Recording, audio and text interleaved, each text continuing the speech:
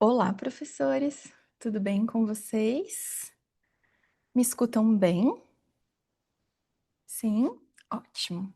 Sejam muito bem-vindos a essa semana especial, a Semana Vaganova, que é uma semana que eu sempre faço para que a gente consiga se aprofundar no método e depois, para quem quiser continuar trabalhando com o método com todos os detalhes, a gente faz a abertura da extensão universitária do método Vaganova, que é o único curso do Brasil reconhecido pelo MEC, tá?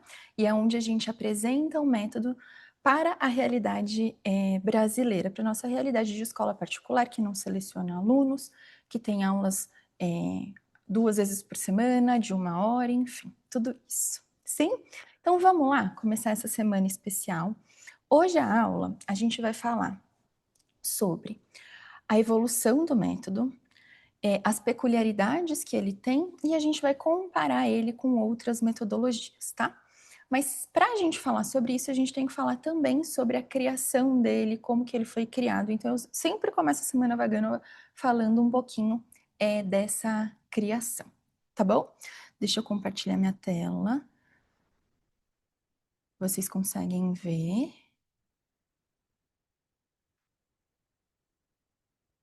Sim.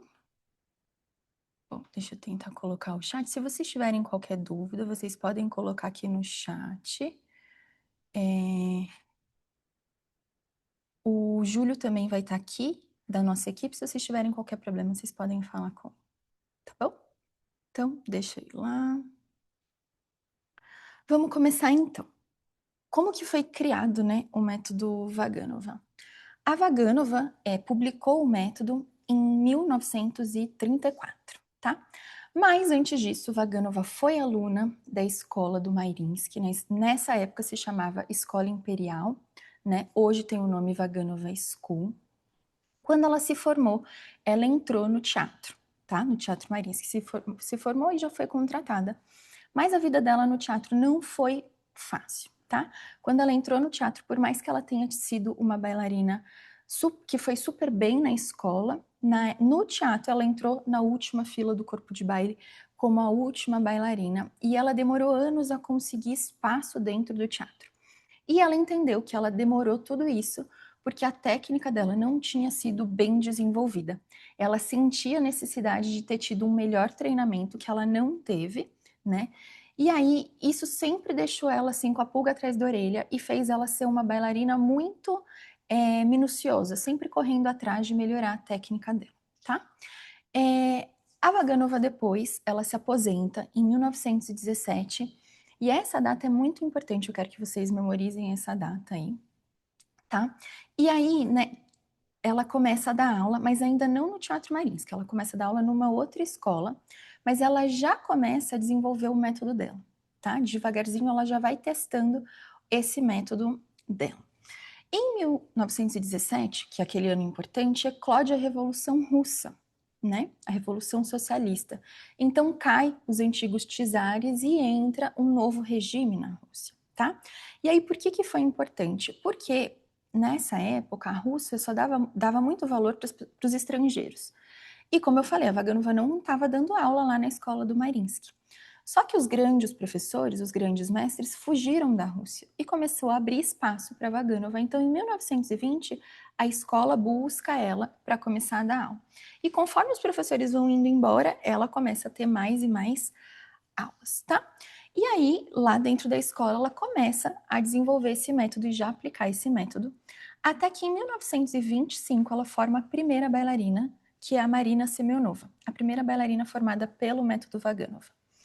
E como a gente estava num período de revolução, eles tiveram um período muito fraco do balé. As bailarinas que tinham vindo não eram muito, não vou nem falar boas, mas elas não eram tão assim, não vieram brilhando os olhos. E a Marina Semionova fez todo mundo se levantar no teatro na formatura dela. Então ela foi assim o auge, mas as pessoas falaram assim: ah, foi uma bailarina, né? Não foi sorte da Vaganova. A Vaganova teve sorte, conseguiu formar uma bailarina que já tinha talento e deu certo.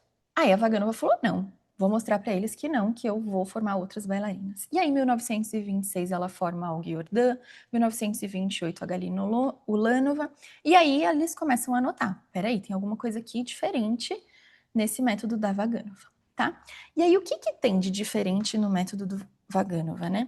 Primeiro de tudo, é que a Vaganova, ela trabalhou com Petipa. Só para vocês terem ideia, Petipa faleceu em 1910. Então, Vaganova viveu o auge do Petipa. Ela viu a criação dos balés de repertório. Ela estava lá, ela sabia o que precisava para se formar uma bailarina e conseguir dançar um balé de repertório. Então, ela transformou o trabalho de Petipa na Bíblia dela e desenvolveu um método pensando nisso. Então, ao final do método, o grande objetivo é que a bailarina esteja preparada para dançar um grand pas de deux, que é a parte mais difícil de um balé de repertório, tá bom? E aí, o que começou com uma necessidade, porque quando ela se aposenta, ela não tem dinheiro por conta da Revolução, se torna uma vocação. Ela descobriu que ela amava ensinar e ela era pedagoga por natureza, tá? Então ela ficou fascinada por esse processo de moldar os corpos, de moldar as mentes, de trabalhar esse corpo, esse físico, né? E conseguiu desenvolver esse método dela.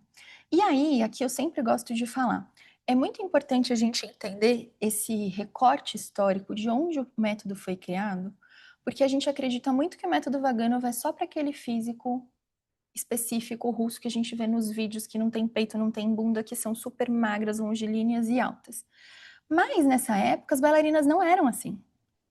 As bailarinas eram normais, elas tinham coxa, elas tinham bunda, as bailarinas eram pessoas normais.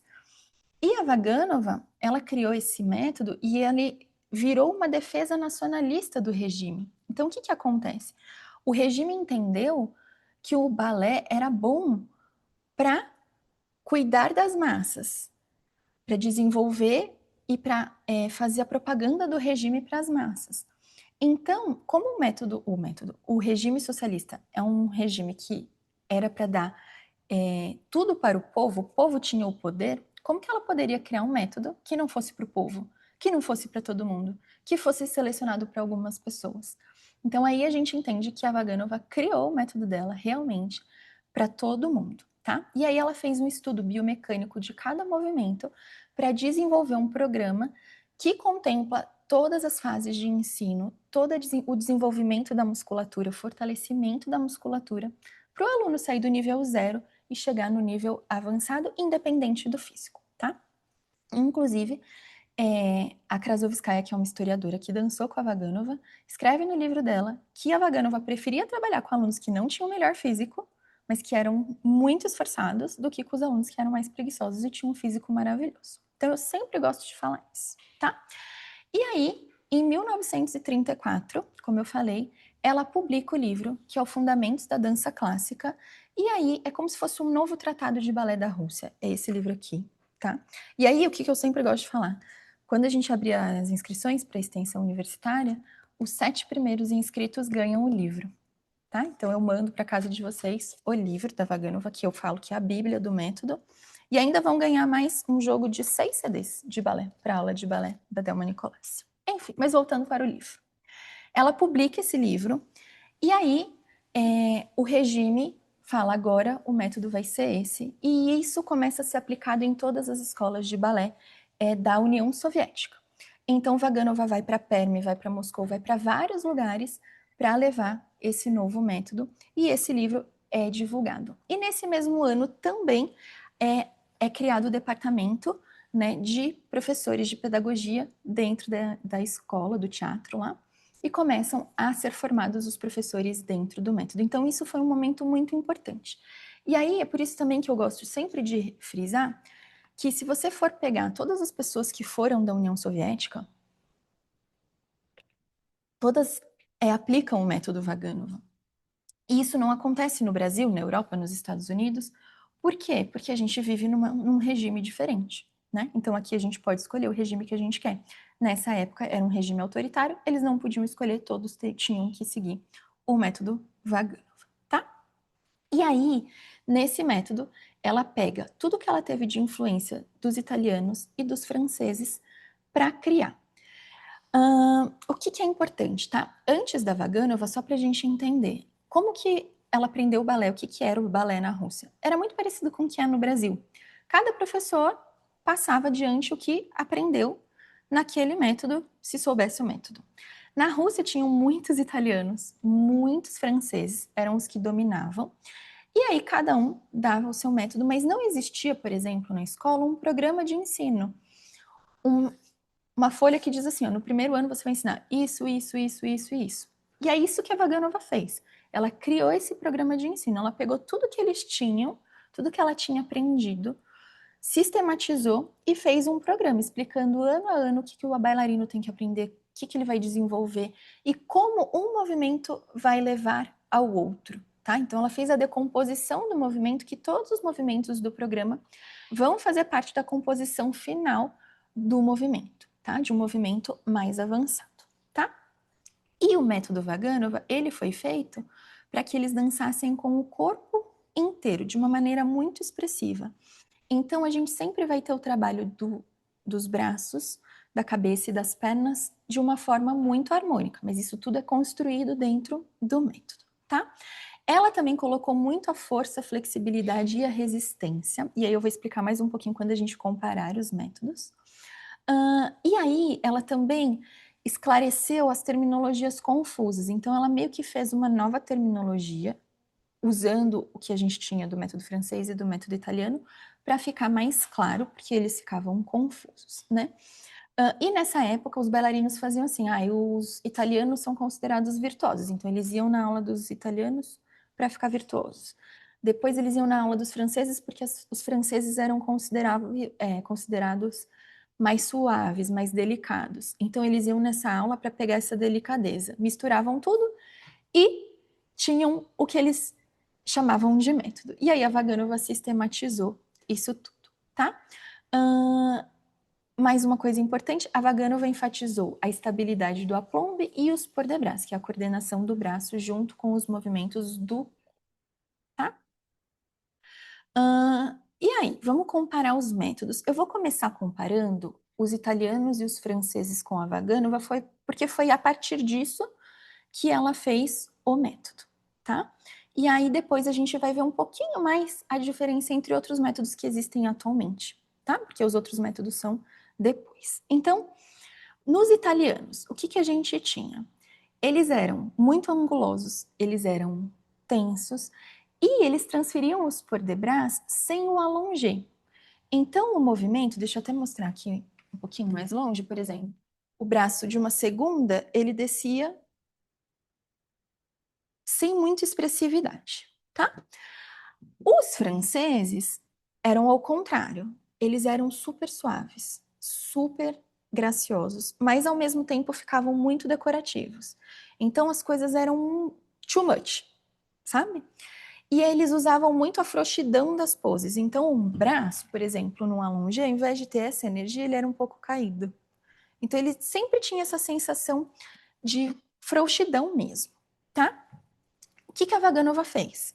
Ela pegou essa tensão com essa suavidade, juntou e transformou um movimento de mãos e braços delicado, mas sem ser frouxo, tá?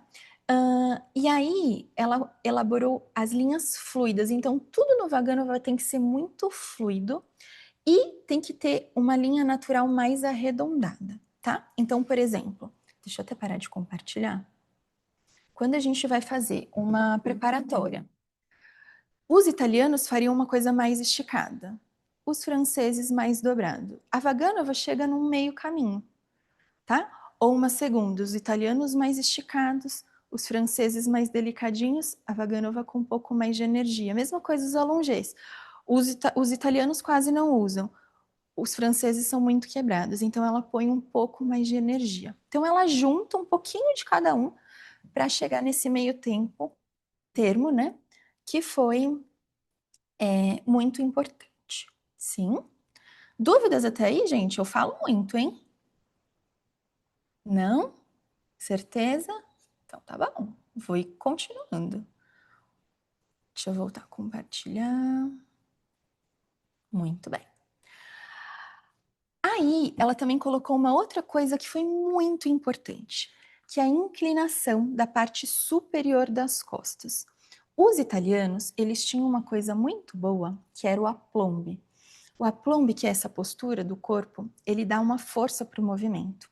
E eles usavam isso de uma maneira muito boa que faziam eles ser virtuosos. E os franceses não usavam essa força do corpo da mesma maneira. E por isso que eles eram tão sem virtuosidade, mas eles eram muito graciosos.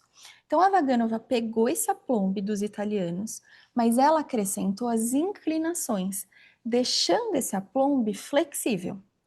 E aí, isso fez os bailarinos ganharem equilíbrio, ganharem amplitude de movimento e ganharem mais expressividade no movimento. Então, eu vou parar de compartilhar de novo para mostrar para vocês. Então, por exemplo, quando a gente vai fazer um Battiman-Tandi na frente, no método Vaganov, a gente vai ter uma leve inclinação das costas, que já dá uma expressividade.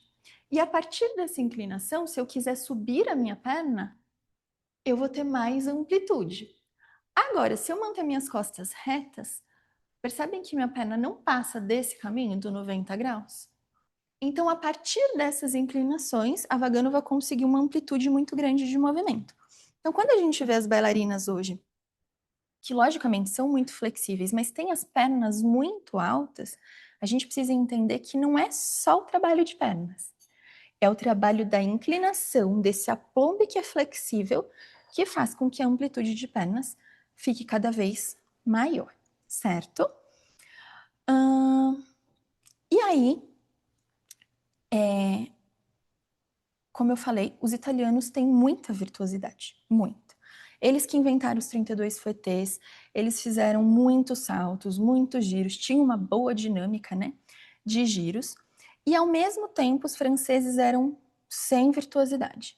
E por que os franceses eram sem virtuosidade? Porque eles não usavam o braço como parte do movimento.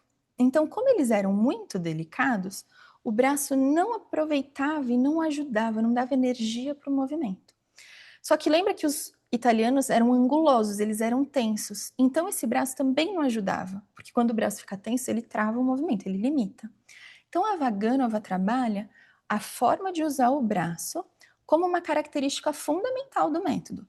Então todo salto e todo giro depende dessa capacidade de trabalhar o braço. Tá? Então, por exemplo, todos os saltos do método Vaganova, a gente vai pensar em trazer o braço da preparatória para a primeira, para depois abrir, porque isso vai me dar amplitude do movimento. Deixa eu baixar um pouquinho minha câmera para vocês verem. Ó. Se eu for fazer um échappé, só com o braço abrindo direto, eu não tenho um salto tão alto. Agora, quando eu coloco o braço na primeira, trazendo essa energia do corpo de puxar para cima, percebem como eu ganho amplitude do movimento?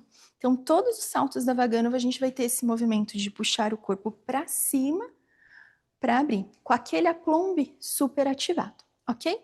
A mesma coisa, o trabalho de braços para os giros. Então, quando eu vou fazer o giro, o braço contrário, principalmente, ele tem que ter energia de fechar o movimento e de empurrar o movimento junto com as costas, com o aplombe. E dessa forma, a Vaganova consegue desenvolver praticamente todos os tipos de giros que a gente tem hoje. E aí eu sempre falo assim, tudo no Vaganova vai girar, tá, gente?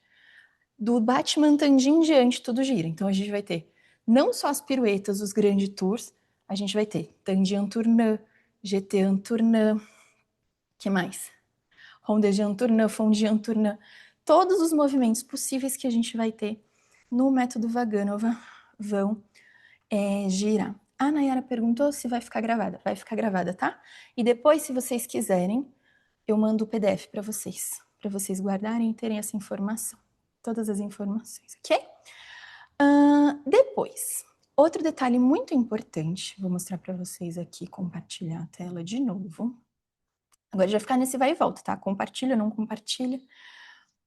Os italianos, eles subiam nas pontas por um pequeno pulo nas pontas, tá? Os franceses, eles sobem nas pontas passando pela meia ponta. E aí isso a Vaganova pega dos italianos. Ela vai subir nas pontas com esse pequeno pulo. Eu gosto de falar para os meus alunos que é um soluço, que eu faço e aí eu subo na ponta. Por que que ela vai subir com esse soluço? Porque faz, né, e isso também é um outro detalhe do método, faz o aluno rapidamente ativar o corpo inteiro. Quando a gente sobe o relevé, né, nas pontas, pela meia ponta, o joelho ele não estica tão rápido, ele não necessita esticar tão rápido. E aí, se o aluno não tem uma boa consciência, o joelho fica frouxo. Quando ele dá esse pulinho para a ponta, rapidamente o corpo se ajeita para ele ficar e sustentar essa posição. Então, deixa eu tentar mostrar, eu não estou de ponta. Então, deixa eu tentar mostrar na meia ponta. Reparem meu joelho, vou subir na meia ponta de uma forma lenta.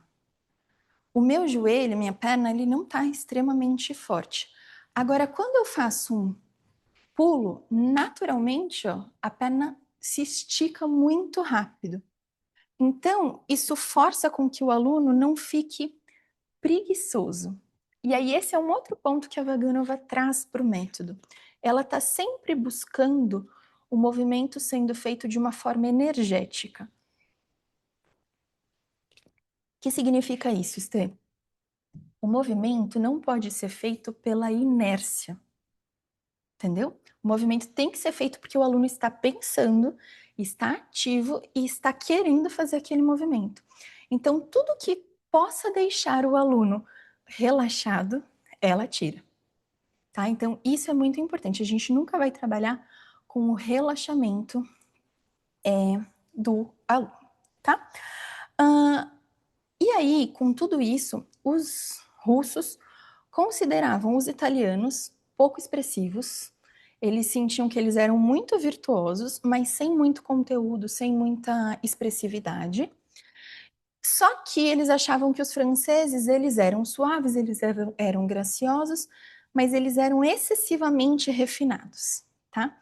Então a Vaganova chega no meio termo, então ela tira tudo que é supérfluo de um, tudo que é supérfluo do outro, chega no meio termo e... Opa, tem alguém aqui fazendo alguma coisa. E cria esse método muito expressivo.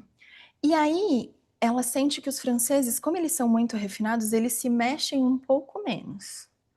Os italianos se mexem mais. Então, quando você vê os bailarinos russos, você vai ver um refinamento de movimento, mas percebam como as cabeças elas se movem mais.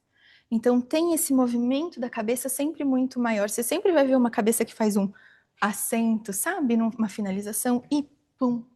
Então, ela traz um pouco mais da alma russa para dentro do método, tá bom? Continuamos. Outra coisa que ela usa para trazer um refinamento do movimento, ela usa o tablier como a forma de preparação para qualquer pose, tá? Então, o tablier que a gente conhece de outros métodos pode ter um plié na segunda, tá? Acho que vocês, se vocês forem de outros métodos, vocês já viram esse movimento, certo? Que é o tablier para outros métodos, tá certo? Mas em outros métodos. No método Vaganova, ela usa o tablier sem fazer essa transferência pelas duas pernas. A gente vai dobrar a perna de base e ao transferir essa perna aqui, ela fica esticada. Então, para frente, por exemplo, ao invés de eu me preparar para uma pose fazendo plié, esticou, que dá essa sensação de que caiu e levantou, ela vai fazer, deixa eu subir minha calça, ela vai mostrar o plié na base, a perna da frente vai pisar sem dobrar. E aí o movimento, ó, ele fica mais elegante, ele não tem essa quebra de movimento. Conseguem perceber? Isso é um detalhe simples, mas a Vaganova, eu falo, ela ama os tabliers.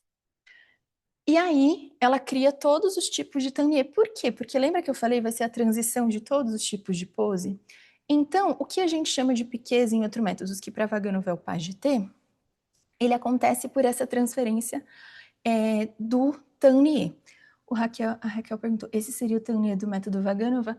Sim, o elementar. Eu já vou falar mais das outras formas. Então, por exemplo, quando eu vou transferir para um piqué, eu também vou transferir desse plié E essa pisada, ó, por exemplo, para um atitude ou para um arabesque, vai ser por um tannier, que ela vai chamar de tannier 90. Então, Vaganova cria vários tanniers, diversas formas, no parterre, a 90 graus, tannier com giro, tannier saltando, tannier com pontas, várias formas. E aí eu fiz uma série, antes de começar a Semana Vaganova, com alguns desses tanniers. Então, quem quiser, depois vai lá no meu Instagram, eu vou mandar aqui no grupo, que tem várias formas. Faltam duas formas que eu vou publicar, talvez ainda hoje, que são as duas últimas formas de tannier, tá bom? Sim, ficou claro isso do tannier? Um detalhe importante, às vezes as pessoas me perguntam, Estê, mas eu já ouvi falar que na Vaganova existe esse tannier passando pelas duas pernas. Ele existe em alguns livros que falam que nos primeiros anos de ensino a gente pode fazer esse tannier dobrando os joelhos. Mas o que acontece? Só nos primeiros anos. A partir do momento que o aluno já entendeu, a gente tira ele. Então eu não gosto de falar que isso a gente considera tannier para não confundir o aluno. Tá? Então, como a Vaganova sempre deixa tudo de uma forma muito clara, pode existir, vocês podem ouvir falar que tem esse tannier passando pelo plié, mas ele é usado só nos primeiros anos. Tá? Depois ele é como se fosse abandonado e fica só essa forma. Tá? Suzy, esse não é um PDF, esse tá em vídeo, hein? Melhor ainda, tá com vídeo e narração, que é para vocês saberem todos os detalhes. Sim? E aí, outra coisa muito importante. O balé, na época que a Vaganova aprendeu, né? Lá que ela ia para aula dos italianos, que ela ia para aula dos franceses, ele era ensinado de uma forma mais por motivos estéticos do que por motivos de progressão, para que o aluno desenvolvesse algo. Então, a aula ela era muito parecida com o que a gente tem hoje. Começava com a barra, ia para os centros, os saltos, tinha a maior parte dos movimentos que a gente usa hoje em dia, mas eles eram organizados não porque o professor pensava no que o aluno precisava, mas sim porque ele queria montar uma coreografia, ele estava inspirado. Então, as sequências, elas não tinham um objetivo muito claro, tá? Elas não tinham uma função exata do que elas precisavam fazer. E aí, o que a Vaganova fez? Ela sistematizou tudo isso. Então, ela pegou os movimentos mais avançados, fez a decomposição disso dentro de um programa de ensino, para que ensinar os alunos ficasse mais fácil. E a partir desse momento, todo movimento que é ensinado para o aluno, toda sequência que é feita para o aluno, ela tem um objetivo específico. Não vai ser uma sequência só por dançar. Ela até vai ter o grande adágio, que é um momento da aula que a gente tem para fazer uma mini coreografia. Mas fora isso, todo exercício que a gente vai fazer dentro da aula, ele tem um objetivo claro, muito específico. E não só o professor sabe desse objetivo, mas o aluno também sabe. Então,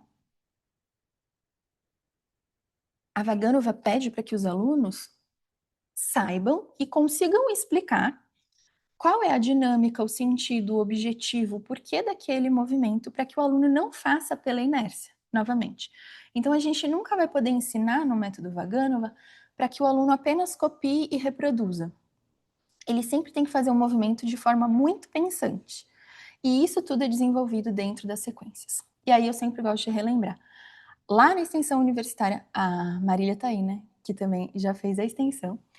E a gente passa por cada movimento, por cada detalhe, como que a gente vai criar essa sequência, como a gente vai usar esse movimento, e que musculatura a gente vai trabalhar, o que a gente vai desenvolver em cada fase do processo de ensino, que é muito importante. Sim?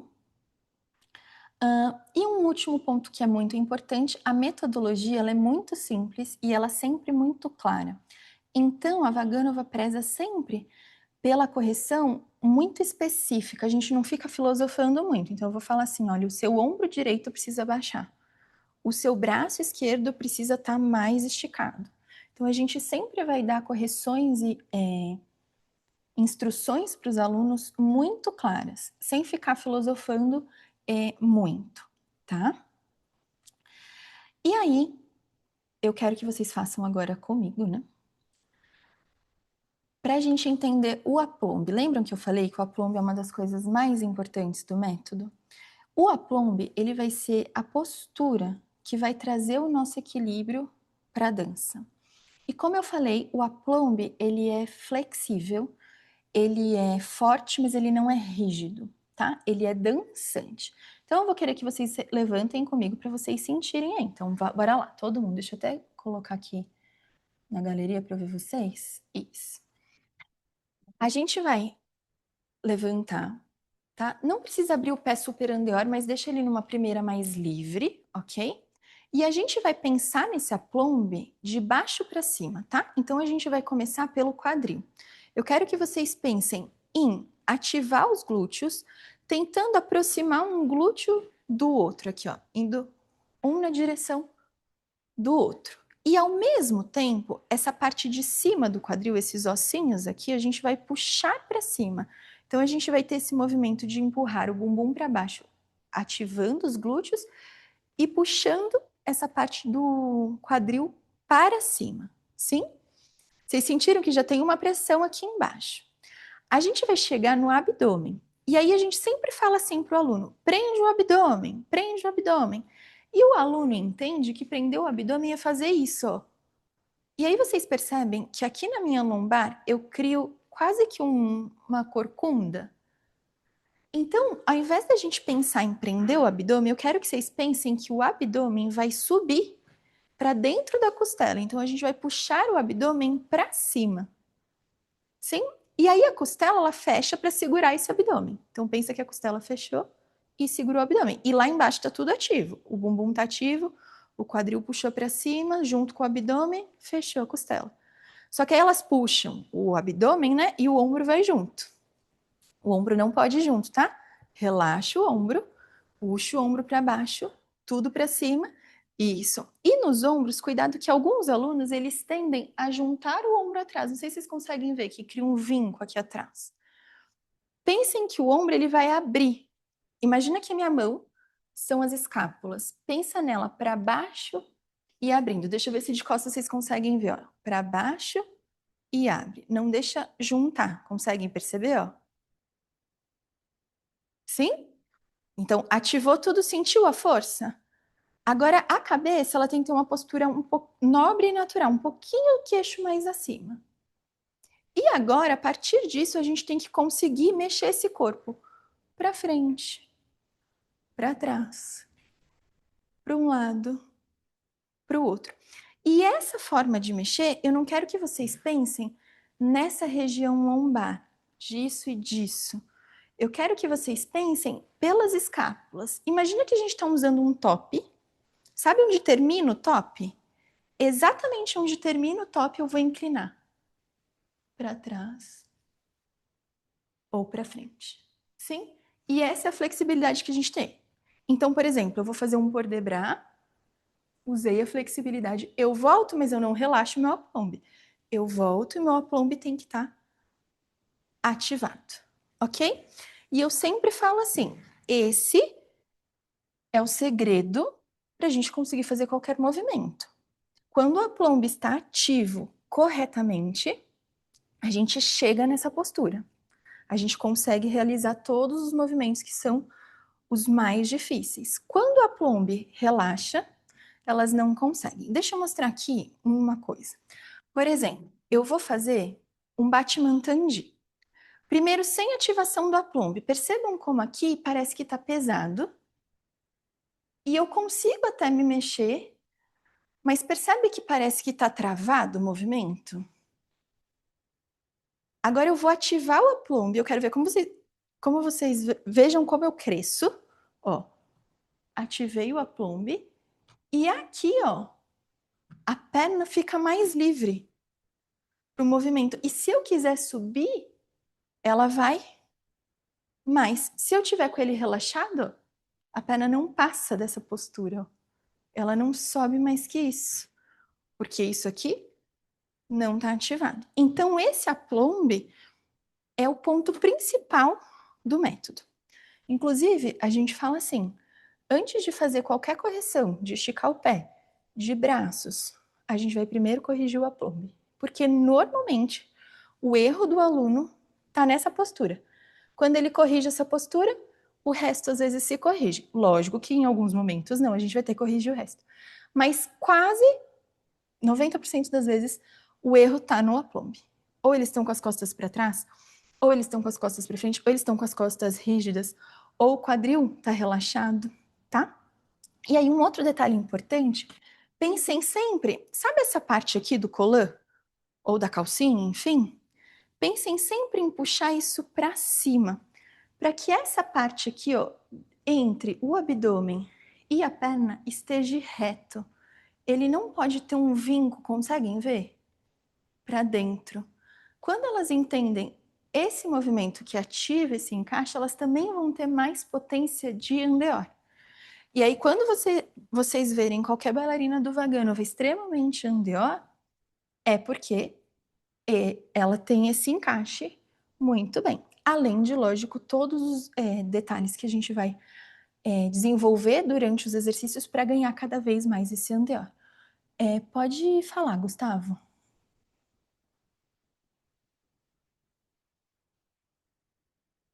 Você consegue? Eu estava numa escola, né, a Balonê, né, de São Paulo, Sim. e tinha o ano zero, que a gente basicamente fazia tudo paralelo para trabalhar bem essa questão do aplomb.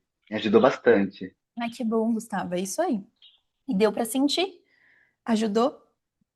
Aham, Aí, muito. que bom, é isso, tá? Muito bem. Dúvidas até aí sobre o Tangnier? Aí, deixa eu colocar meu negócio aqui. A gente vai usar as inclinações do corpo. E no método Vaganova, deixa eu colocar para compartilhar de novo. Pensando nesse aplombe, a gente vai ganhar essa amplitude de perna. O que difere de outros métodos? Aí aqui eu não defino nenhum método porque a maioria não usa tanto essa forma e as cabeças podem ser diferentes de um método para o outro. Então, quando a perna está na frente, se vocês verem aqui a primeira bailarina, a gente tem essa inclinação do corpo para trás, tá bom? E a cabeça lateralmente para o público. E se vocês perceberem, a gente tem é quase como se ela tivesse com uma diagonal perfeita do corpo com a perna. Mas é muito importante que essa diagonal aconteça pelas escápulas. Então, quando a gente fizer essa perna na frente, eu vou inclinar o corpo não pela lombar, e sim pelas escápulas. Conseguem perceber? Aqui na lombar eu falo assim, imagina que a gente ampliou uma foto, que a gente faz assim, ó, para ampliar com os dedinhos. Imagina que a gente amplia uma foto e depois a gente inclina, ok? Para a gente pensar nessa cintura escapular que vai para trás. Quando a gente vai para trás a perna, não importa se a perna está baixa ou alta, tá? Sempre vai ser a mesma inclinação.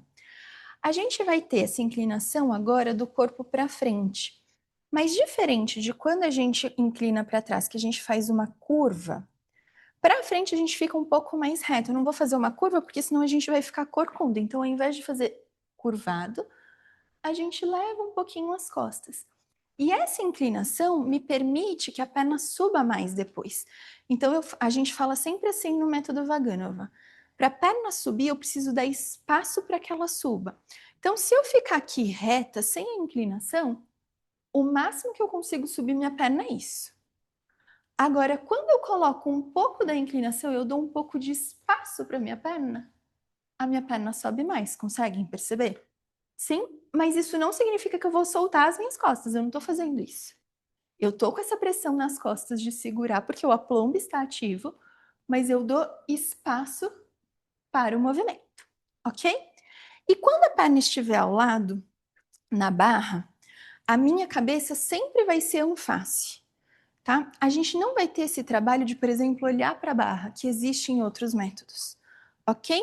No centro, a gente vai ter esse trabalho, sim, de trocar a cabeça, se for andeor ao contrário, se for andedã, a mesma. Mas vai ser em movimentos específicos, tá? Senão a cabeça é sempre en face.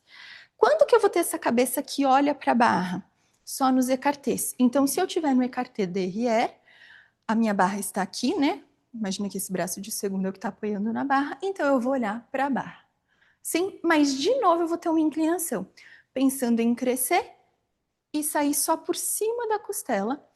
E aqui é muito importante, vou chegar até mais perto. Elas não vão inclinar para o lado. Porque senão eu falo, parece que a gente tá gordinho aqui, ó. Tá? A gente vai crescer e inclinar levemente para frente. E aí não tem, ó, nenhuma gordurinha aqui, ó, amassada. Ok? Então a gente cresce para inclinar para o écarté derrière. E se for o écarté devant, aí a cabeça não vai ser para a barra, vai ser para o cotovelo, mas a inclinação acontece do mesmo jeito lá para a barra. Ok? Conseguiram perceber essa inclinação? Tentem aí em casa. Cresce e inclina, pensando em um pouquinho para frente, não exatamente para o lado. Isso, Gustavo. Aí, Linduma. Isso. Muito bem. Isso aí, tá? Sentiram? Isso é muito importante. É outra forma da gente segurar o aplomb. Aqui eu vou mostrar de novo, compartilhando a tela, a gente vai falar um pouquinho das mãos no método Vaganova. E aí aqui eu vou comparar com o estilo de Balanchine, tá? Lembram que eu falei que a Vaganova trabalhava muito com as linhas arredondadas? Então a nossa mão vai ser arredondada. Para fazer a mão, façam aí, a gente relaxa a mão assim, ó. Pensa no terceiro dedo um pouco para dentro. Esse dedão vai segurar aqui nessa terceira falange, ó, na mais próxima da palma da mão, para o movimento ficar arredondado, ok? Com o tempo, a gente não precisa segurar, a gente pode até soltar. Só que ele não pode ir para cima, tá? Então, ele está sempre tentando encostar nessa falange, ok? Diferente do Balanchine. No Balanchine, eles mostram bem a mão arredondada desta forma. Tá? Então, no método Vaganov, a gente trabalha com uma mão mais longa, ó. Percebem? Não redonda, longa. E os dedos, eles crescem um pouquinho mais. Para fazer os allongés, a gente solta o dedão, tá? Não pode grudar. E pensa que essa mão tem uma energia para ir longe, mas ela não é uma energia tensa, percebem? No Balanchine, as mãos já são mais tensas, elas têm mais energia, elas são um pouco mais espetadas, tá? Do que no método Vaganov. As mãos francesas são muito parecidas com a do método Vaganov, certo? Outra coisa que é diferente no método Vaganov são as posições dos braços, tá? Os braços no método Vaganov, ela simplificou tudo. Ela fez a posição preparatória e mais 3 posições dos braços. Todas as outras posições... Opa, peraí, só um minuto, gente. Todas as outras posições são a composição dessas posições. Então, por exemplo, um na primeira e um na terceira, um na segunda e um na terceira. Então, ela usa as posições básicas e todas as outras são composições delas. Aí aqui eu fiz uma comparação. Por exemplo, a preparatória, ela é igual, só que em outros métodos a gente chama de brabá, tá? No Vaganov a gente não chama de brabá, a gente chama de posição preparatória, tá? E aí a primeira posição, a segunda e a terceira. Então, se eu tiver, por exemplo, essa posição, eu tenho um braço na primeira, um braço na segunda. Se eu tivesse um braço na terceira, um braço na segunda, porque aí os alunos não precisam memorizar tantas posições, certo? Dúvidas até aí? Talvez tenham outras nomenclaturas de braço, tá? Eu não coloquei todas aqui, mas só para vocês saberem as diferenças. Outra coisa importante que a Vaganova definiu são os arabesques. No método Vaganova, a gente vai ter 4 arabesques. O primeiro e o segundo numa posição effacé, certo? O terceiro e o quarto numa posição croisé. E o quarto existe essa torção das costas. E então, ele não só vai colocar o braço um na frente do outro, mas ele vai torcer as costas. E aí eu coloquei aqui que esse braço aqui, né, não é terceiro arabesque pra gente, tá? Esse braço pra gente vai se chamar allongé, tá? Então essa posição aqui não é o terceiro arabesque para o método Vaganova, ok? Sim? Então vamos lá, só rever os 4 arabesques. No effacé, o primeiro, Para chegar para o segundo é só trocar o braço, ó. E o braço, ele é realmente um na frente, um do lado. Cuidado para o braço não fazer isso, ok? Principalmente nos anos iniciais, porque o que acontece? Lembra que a gente precisa manter esse aplombe firme? Para os alunos, principalmente para os menores, para os iniciantes, os intermediários, é difícil manter a posição. Se eles abrem, eles tendem a soltar a posição. Então a gente mantém tudo bem quadradinho. Conforme eles chegam nos anos avançados, aí sim a gente pode abrir um pouquinho mais, pôr um pouquinho mais de energia, subir um pouco mais o braço. Mas isso só nos anos avançados, tá? E aí, pro terceiro arabesque, a gente volta o braço pro primeiro, ó, e troca só a perna. Então, basicamente, o terceiro arabesque é o primeiro arabesque, só que com a perna em croisé, ok? Outra coisa muito importante é que elas não podem sentar no arabesque. Elas têm que ter essa energia de crescer. Lembra ampliar a foto na lombar e ir lá longe, com essa energia de movimento. Não frouxo, ok? E para o quarto arabesque, a gente vai ter uma torção. Se vocês quiserem tentar comigo, levantem lá, que esse é o difícil mesmo. Para ensinar, eu faço dessa forma. Eu coloco elas de frente para mim, não faço pés paralelos. Ativa todo o aplombe, coloca o braço na segunda e faz um allongé no braço. Agora, desse allongé, a gente vai torcer as costas, ó. Mas o meu braço, deixa eu até mostrar de lado, ele se mantém lateralmente. Quem mexe as minhas costas, eu não faço isso, ó. Percebe? Meu braço não mexe. Quem mexe é só as costas. E com essa sensação de puxar para cima e crescer. E aí, o braço da frente é sempre um pouquinho mais alto, a cabeça nessa linha para formar uma diagonal.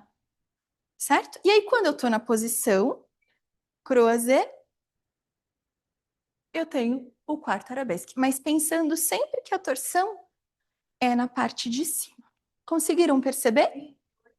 Sim? Então, esses são os 4 arabesques que a gente vai usar. Amanhã, a gente, na próxima aula, vai ter os pôr de brás e esse arabesque vai aparecer de novo, ok? Outro detalhe importante do método Vaganova, que é diferente de outros métodos, deixa eu compartilhar aqui. Peraí, a Lívia perguntou. O dedão apoia em qual falange mesmo? Isso, a mais próxima da palma da mão, ó, a terceira falange aqui. Certo? Muito bem. Não, mas olha lá.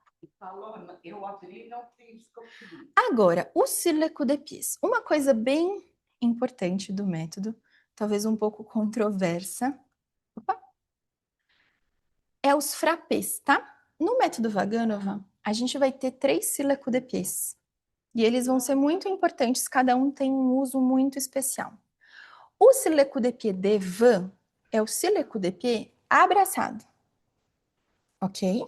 Então, sur le coup de pied de van é o sur le coup de pied que abraça. E a gente vai ter um outro sur le coup de pied de van, que a gente vai chamar de sur le coup de pied de van condicional. Por que condicional? Porque é uma condição desse sur le coup de pied. Bora, Stefania, explica melhor isso.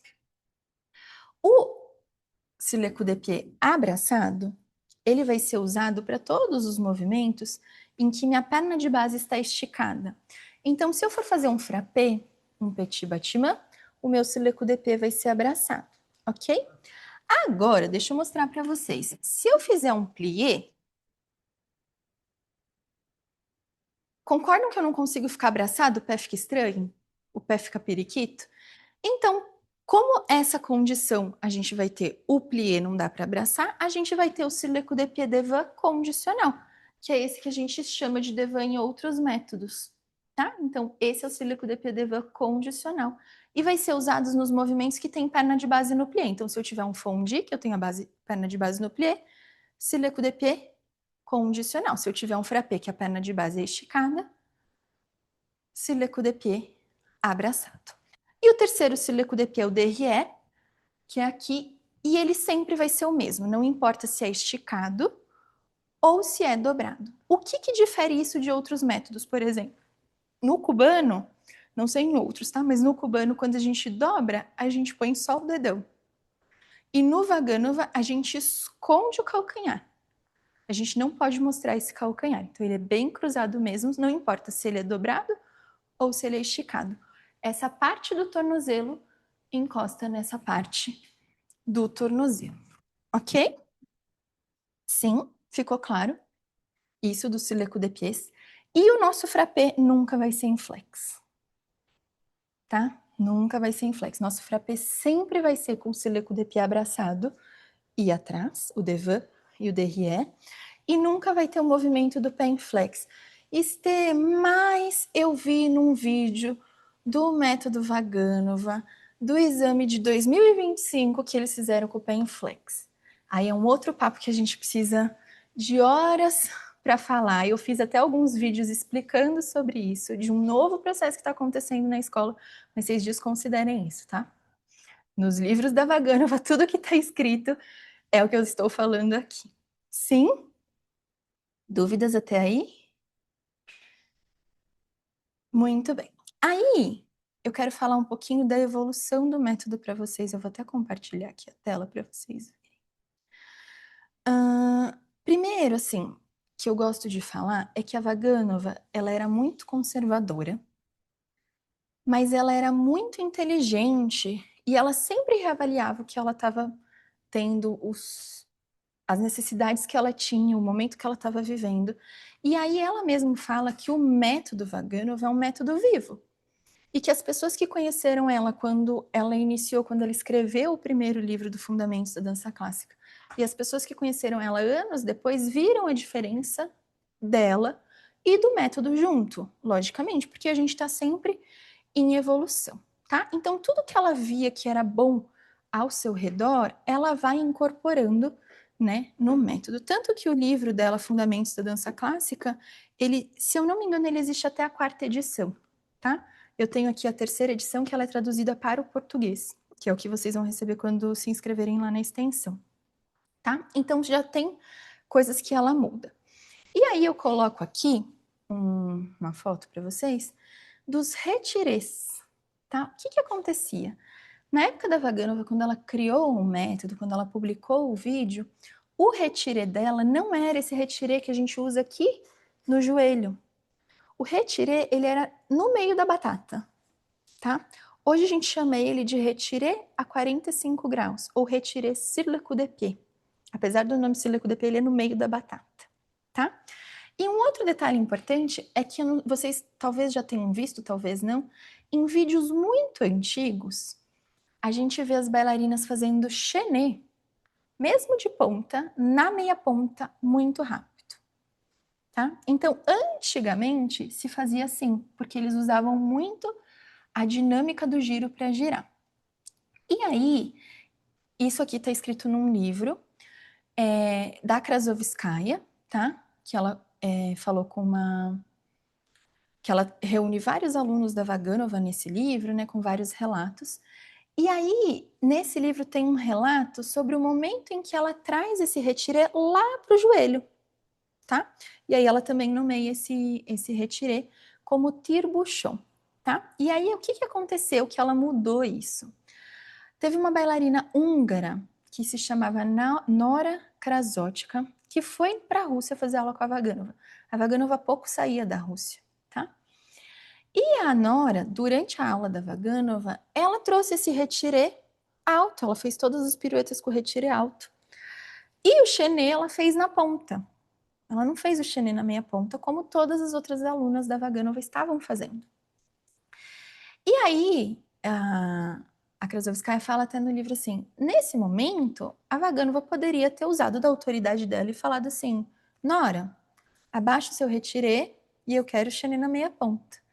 Mas a Vaganova foi muito humilde e no dia seguinte ela falou assim, vamos tentar fazer diferente? Então hoje a gente vai tentar subir o retiré no joelho e a gente vai fazer o chenês na ponta. E a partir desse momento, ela cria então um novo retiré e aí as piruetas agora vão ser com o joelho alto, né? A gente vai ter a pirueta em retiré sur le coup de pied E as piruetas que ela vai chamar de tire-bouchon, porque vão ter o passé mais alto. Aí aqui nessa foto são duas alunas, não foi proposital, mas elas estão uma em cada retiré. Uma tá bem no meio da batata, se vocês forem ver, e a outra tá com ele bem no joelho, tá? Então isso é muito importante para mostrar que mesmo a Vaganova reavaliava o que ela tinha lá, o que ela tinha de possibilidades, tá? E aí eu gosto sempre de trazer um outro ponto para vocês, tá? Todas as grandes escolas do método Vaganova, né? Então, grandes escolas, Kirov, né? A escola Vaganova, a Escola Coreográfica de Moscou, o Bolshoi de Moscou, o Bolshoi do Brasil, a Escola de Perm, enfim, todas essas grandes escolas, elas têm reuniões, né? Pedagógicas, e cada escola dessa tem feito pequenas alterações e adaptações dentro do método, tá? Então, hoje em dia, dependendo do lugar, você vai encontrar determinadas informações um pouco diferentes. Então, por exemplo, numa escola, o fondue vai sair do sileco de pied e vai esticar direto a 45 graus. Em outra escola, o fondue pode sair do sileco de pied e fazer um mini développé até o meio da batata para abrir. São adaptações que estão sendo feitas de escola para escola. Outra adaptação, a pirueta en dedans de quarta posição. Antigamente, o joelho de trás era esticado, da frente dobrado e a perna recolhia. Hoje tem escolas que fazem plié também na de trás, para trazer a pirueta en dedans. Então, cada escola criou pequenas adaptações de acordo com a necessidade deles, tá? Então, tem detalhes que podem ser diferentes, mas é muito importante que a gente consiga modernizar isso, mas sem perder a essência, tá? E aí isso é uma coisa que eu sempre trago na extensão universitária. Eu tento trazer todas as possibilidades. Eu falo assim, eu não excluo nenhuma.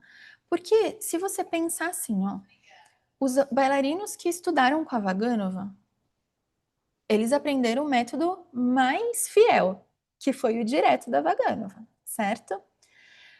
Passou-se um tempo, outros bailarinos podem ter feito adaptações novas no método. Mas você concorda que o que foi ensinado lá não deixou de existir? Ainda é real, mas esse que está novo também é real, né? E conforme o tempo vai passando, existem adaptações que vão sendo feitas.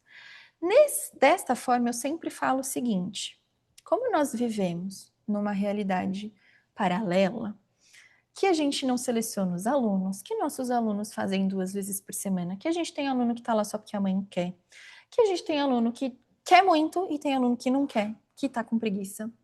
A gente tem que achar formas de fazer eles fazerem de qualquer forma. E como a gente trabalha com físicos muito diversos, eu falo assim, quanto mais adaptações, mais possibilidades a gente tem, mais possibilidade a gente tem para o nosso aluno. Então, eu não preciso ficar presa apenas a uma possibilidade e posso, de acordo com o meu aluno, usar uma pequena adaptação para que ele se desenvolva melhor, porque isso não vai deixar de ser método Vaganov, entendeu? Então, por exemplo, hoje em dia,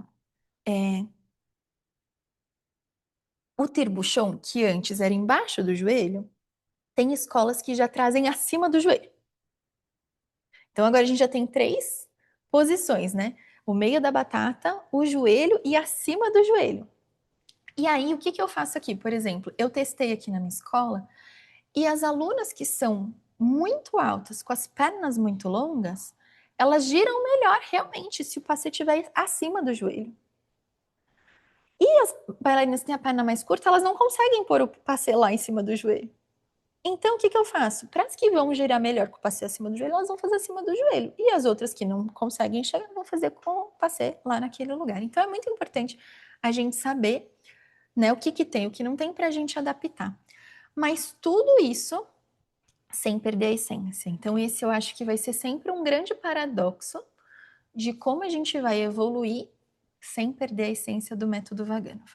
Então, eu sempre gosto de falar assim, o livro Fundamentos, que quem se inscrever lá na extensão vai ganhar, ele é a nossa Bíblia.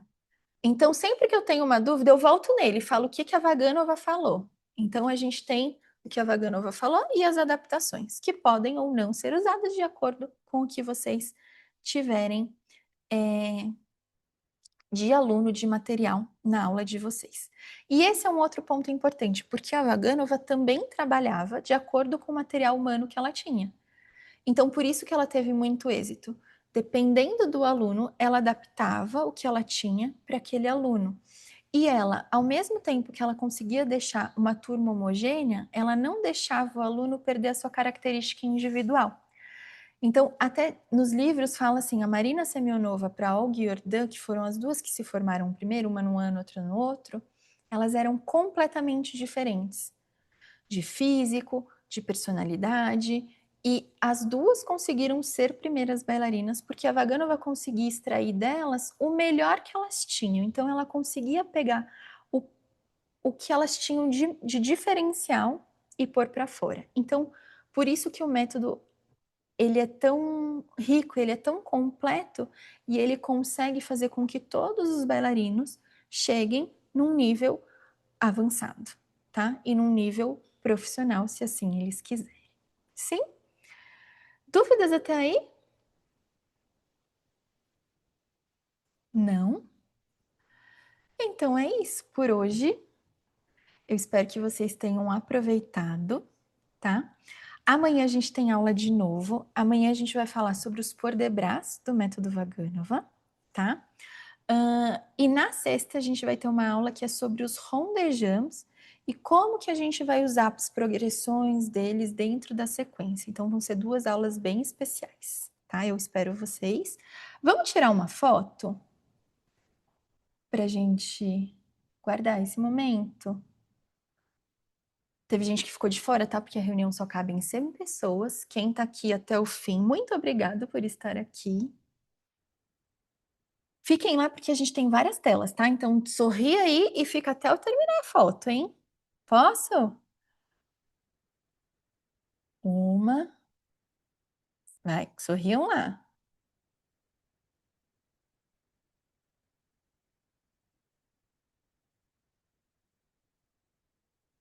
Última. Aí, muito bem. Gente, muito obrigado. Alguém perguntou do grupo do WhatsApp. Eu vou te mandar aqui o link do grupo do WhatsApp. Só um minutinho. Eu vou disponibilizar lá no WhatsApp o PDF.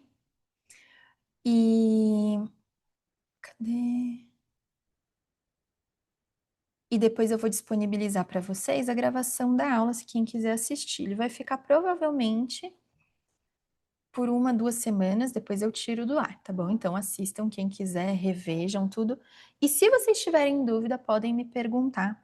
Me marquem lá no Instagram quem estudou, tá? Que eu gosto de ver vocês anotando, aprendendo, fazendo tudo. E se tiverem dúvidas, podem me mandar, tá bom? Eu vou estar sempre à disposição. Um beijo, até amanhã.